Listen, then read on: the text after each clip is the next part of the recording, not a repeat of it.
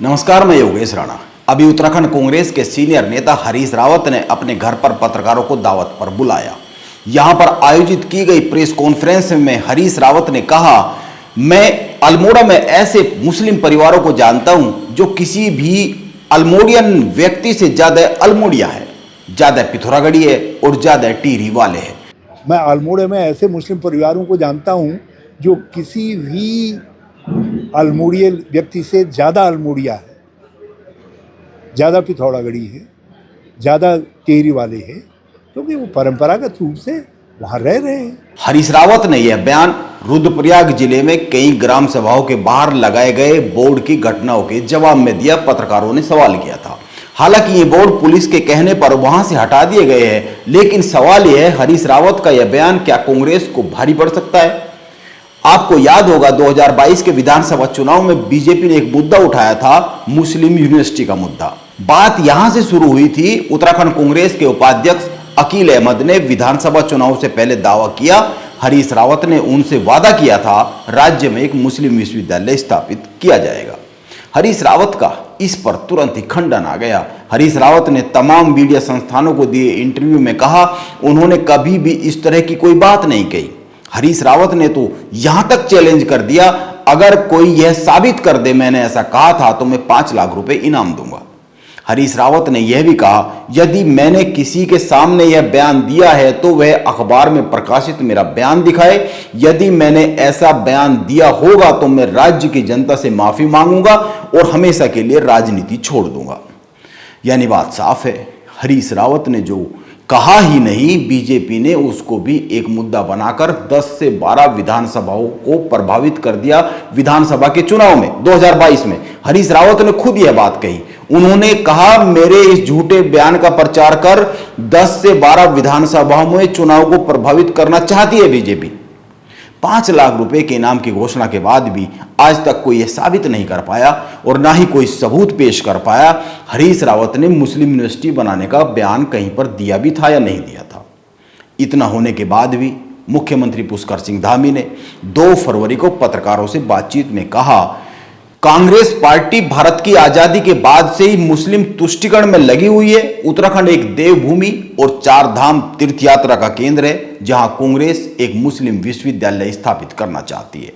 चुनाव के दौरान भाजपा महासचिव कैलाश विजयवर्गीय भी हरिद्वार आए और बीजेपी की एक बैठक में कहा, कांग्रेस नेता राज्य में मुस्लिम विश्वविद्यालय स्थापित करने की वकालत करके मुस्लिम तुष्टिकरण के एजेंडे को आगे बढ़ा रहे हैं।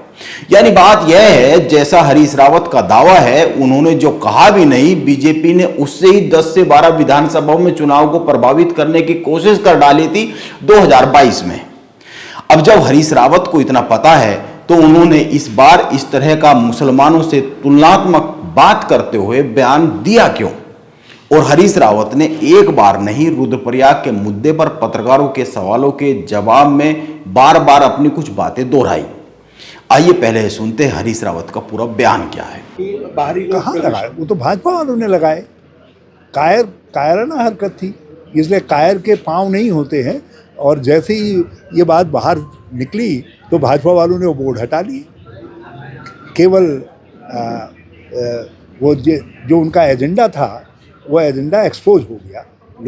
लोगों के बीच में जो है भाजपा का असली चेहरा, वो उनके पास कोई विकास की योजना बताने के लिए नहीं है, केदारनाथ में क्या किया वो बताने के लिए नहीं है, उनके पास जन कल्याण की योजनाएं बताने के लिए नहीं है। उनके पास केवल इसी तरीके के विद्वेषपूर्ण, ये बाहरी अंदरी कौन लोग हैं बाहर जो पीढ़ियों से रह रहे हैं। मैं अल्मोड़े में ऐसे मुस्लिम परिवारों को जानता हूं जो किसी भी अल्मोड़ियल व्यक्ति से ज़्यादा अल्मोड़िया है, ज़्यादा पिथौरागढ़ी है, ज़्यादा टिहरी वाले हैं, क्योंकि वो परंपरागत रूप से वहाँ रह रहे हैं, वो हमारे समाज का हिस्सा है। हरीश रावत ने जब यह बयान दिया, वो पत्रकारों से घिरे हुए थे। वो रुद्रप्रयाग में कुछ ग्राम सभाओं के बाहर लगाए गए बोर्ड के सवाल पर जवाब दे रहे थे। हरीश रावत का कहना है, ये बोर्ड गांव वालों ने नहीं लगाए, बीजेपी के लोगों ने लगाए। यहां तक बात सही है, अगर हरीश रावत को इतना ही कहना था, लेकिन उन्होंने जो आगे बातें कही है, उनकी क्या कहने की जरूरत थी, या हरीश रावत ने जानबूझकर में बातें कही है? हरीश रावत इस मौके पर यह भी कह रहे हैं बीजेपी के पास बताने को कुछ नहीं है, इसलिए वो केदारनाथ उपचुनाव से पहले इस तरह की राजनीति कर रही है।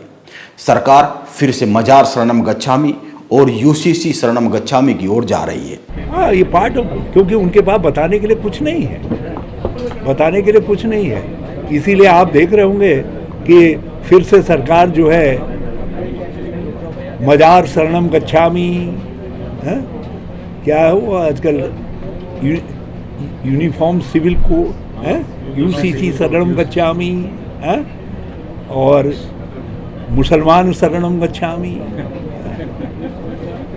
दूसरे शरणम गच्छामी, तो इनके पास बताने के लिए कुछ है ही नहीं।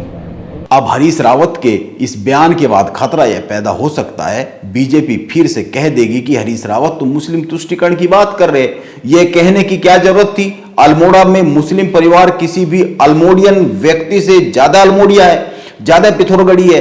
कहा तो यह भी जा सकता था कि बराबर के है, बराबर के अल्मोडियन और बराबर के पिथौरागढ़ी है। हो सकता है हरीश रावत ने यह बयान कुछ उत्साह में दे दिया हो, लेकिन बीजेपी तो ऐसे ही मौके ढूंढती रहती है। कर्ण मेहरा हो सकता है हरीश रावत के इस बयान पर कुछ चिंतित हो। नमस्कार, मैं योगेश राणा।